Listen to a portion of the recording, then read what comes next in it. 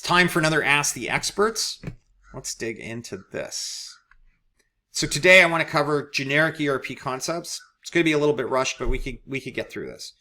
My name is Rob Jolliffe. I'm an expert in ERP, particularly with Microsoft Dynamics Business Central. Today I'm going to try and stay generic, but I'll use Business Central in all my examples because I know it best. I'm going to make a couple of assumptions. Most people find our channel because they're manufacturing, and they found us because we are experts in manufacturing. Don't let that scare you. This video is not about manufacturing. It is generic about ERP. And you're looking, if you are watching the video, you want to learn about SMB ERP systems. You don't want to look at SAP or Oracle or some huge ERP, nor are you looking at QuickBooks or Xero. You're looking at a mid-market ERP for small business.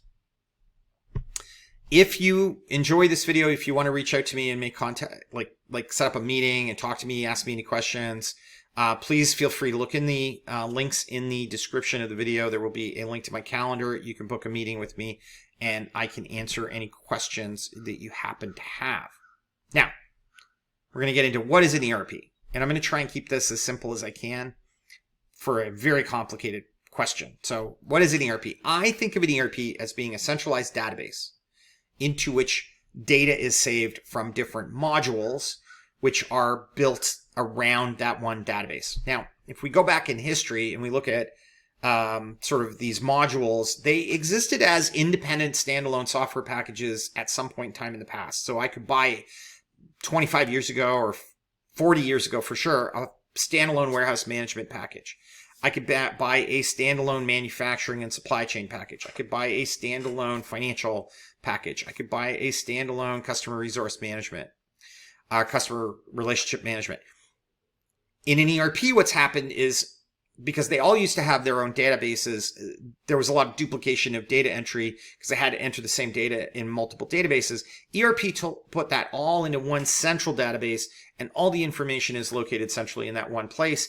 And now all of those modules are sharing. So if the supply chain module is going to connect into the database in the middle and pull data into and out of it, the accounting, financial management, the warehouse management module, the manufacturing module, they're going to see all the same data that supply chain module is seeing because it's all in the same place. If I add on a new module, for instance, I like adding in this InsightWorks module for warehouse management because Business Central out of the box doesn't have a really good mobile warehouse worker. But if I add a module, and if you have Epicor themselves add modules that you can buy. If you have NetSuite, you can get modules that you add into NetSuite. They are sharing that same database. They're integrated into it. They're not another separate product. Like in the old days where the databases were all separate, they are just part and sharing that database. So the warehouse worker in the shop floor is pulling directly from the database in Business Central to do their work, and then that gets pushed back. In some cases, the modules that are out of the box with Business Central are the wrong modules for that industry. So the manufacturing module in Business Central is for discrete, high volume production manufacturing. It's not at all well suited to print manufacturing. There's an add-on we use that gets installed into the database in Business Central and substitutes out the manufacturing module with a print manufacturing solution. That's another example, but it's all inside the same database. That's very important to understand. And it's what it really distinguishes it from the previous generations of solutions where there was something called an integration. I'll talk about integration in a minute. Now, ERPs have capabilities that have nothing to do with the modules. They're kind of generic. The whole ERP has that capability. So the whole ERP has the ability to connect to Power BI, to do Power Apps, to have Outlook integrate right into it, to use Teams within it, to use Copilot. And of course, we don't really know what we're going to be doing with Copilot, which is why I have these like questionable icons that I added. But like basically the whole ERP, if Microsoft adds something, or if NetSuite adds something, the whole ERP gets it. All the modules kind of inherit all the capabilities that the ERP is put in. They become generic, like exporting data to Excel from wherever in the system, rather than specific to the module. Like I print a check. Obviously, you add printing a check, it's going to be in that module and only that module. Sometimes this is called the business logic. The printing a check is the business logic, and the features and is a feature of a module, and the capabilities are the generic things are capabilities. Okay, so cloud ERP. I'm going to talk about cloud ERP because I have a bit of a pet peeve. There are ERPs that are delivered in the cloud, and then there are cloud native ERPs. So cloud native ERP to me is serverless. You pay a subscription, you don't buy a server. Runs on any device. I can use it on my iPhone. I don't have to zoom in to find, to read information off the screen. It is meant to be used on an iPhone to recognize my swipes and my pinches. And it is it's automatically updated by the vendor. I don't have to worry about updating it. So think about if you have Gmail, every now and again you log into Gmail and there's some new feature that's being added, and you just get that little pop-up notification that you tell, go away, I'll read you later, and always forget to read later. I would say there's an extra feature. Those three are universally accepted, I believe, as features of cloud ERP. I'd say there's an extra feature that, from my point of view, needs to be there, and that's having a cloud store.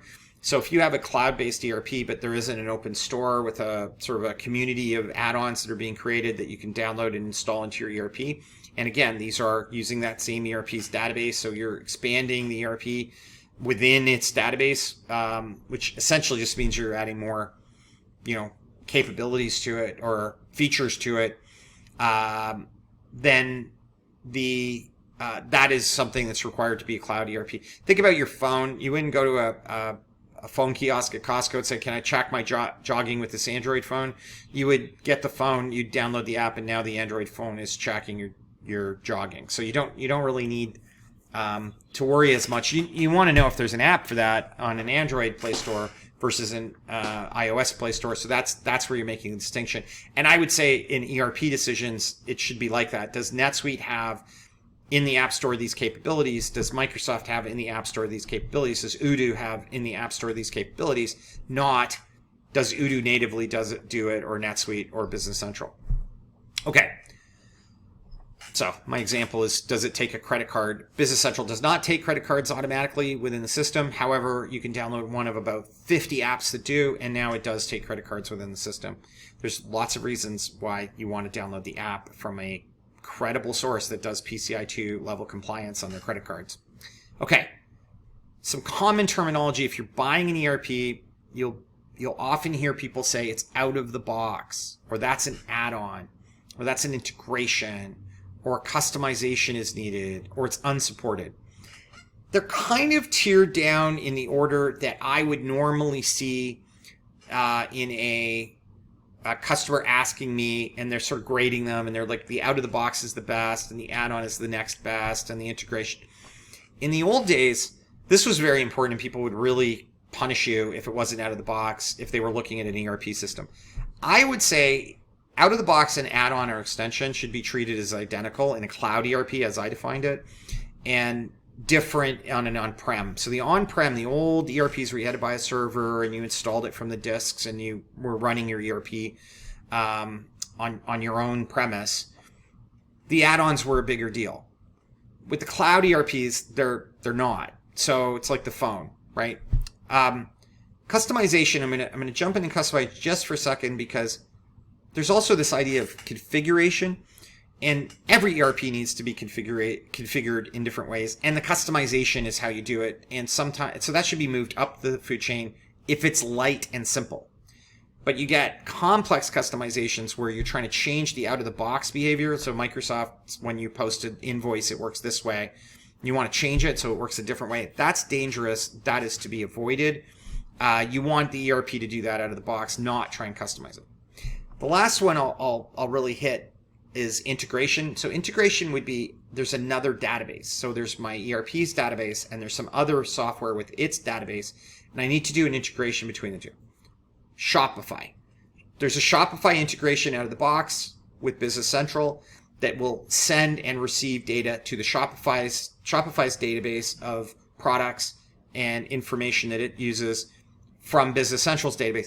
There's nothing wrong with an integration. An integration, if it is common and repeated and used all the time, is great.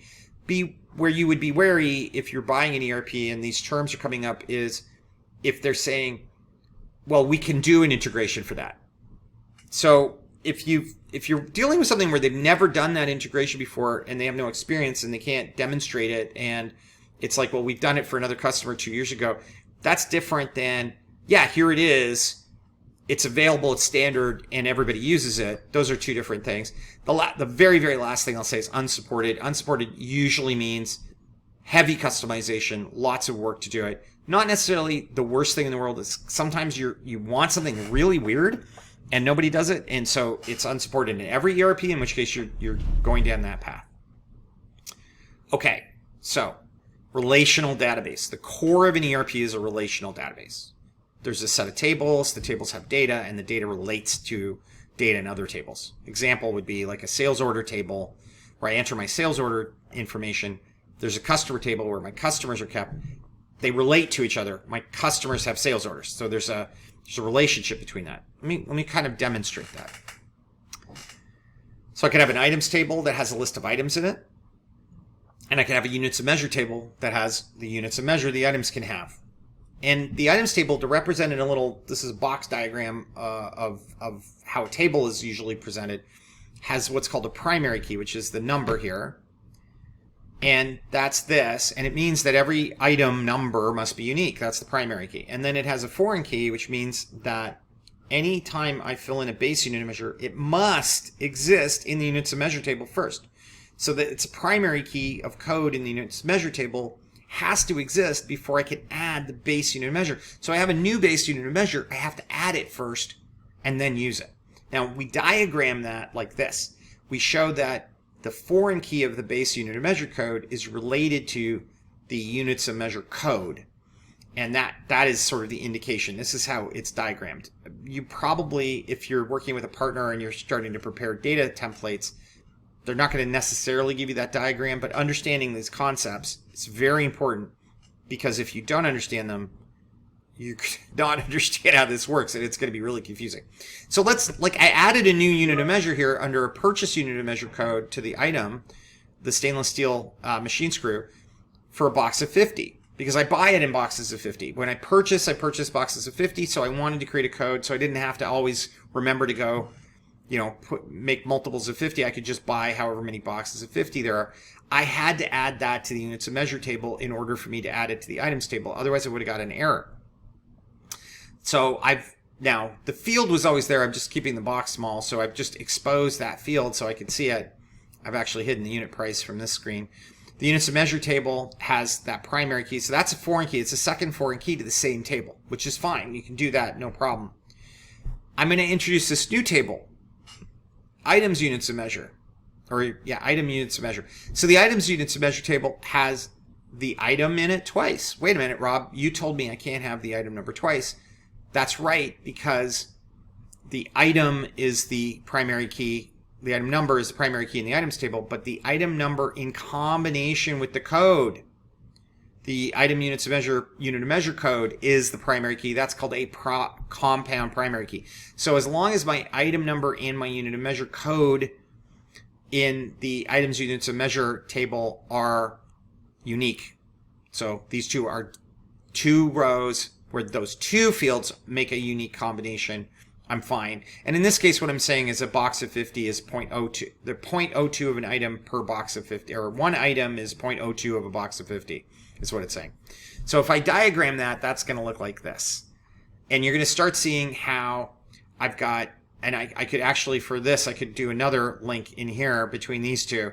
So as I add tables, these diagrams get more complicated. There's lots of interconnections between them, and it's very confusing if it's your first time working with it, because you're only going to see it usually in Excel database or Excel sheets. So your partner who's helping you get the ERP system up and running, or if you're trying to DIY it, the instructions are going to say, download these Excel templates from the system, fill the Excel templates up with your data, and then load your data in, and you will get tons of errors because you actually have to, in this example, load the units of measure table first, then load the items table, then come back and load the item units of measure table. because if you don't do them in that order, if you try ordering the item units of measure table first, the primary key of the units of measure won't exist, so you'll get this error message, and the item number won't exist in the items table, so you'll get an error message, and you'll just get error messages all the time. So the sequence you do things matters, and we'll call them this is all called master data. The children master tables have to be loaded after the parents, or the parents have to be, anyway, the order is important. That's what's important to understand from this, is the order is important. So I hope this was a useful video. If you found it useful, we release videos like this all the time. I try and do a couple of these a month if I can. Sometimes I'll release a little wave of videos, and other times I'll take some time off. But if you enjoy it, please subscribe. It does help us. It promotes us on YouTube. You're going to give other people a chance to find it. And if you like the video, that's even better. So and finally, if you comment on it, that's great. We love to see your comments on these videos, and it does promote the videos. YouTube likes seeing subscriptions, likes, and comments on videos to promote them. If you'd like to get in touch with us, these are our contact details. You can reach out to me on LinkedIn. I've left my LinkedIn there. Feel free to connect to me on LinkedIn. I always love connecting with new people. And thank you so much for watching this video all the way through. Have a great day.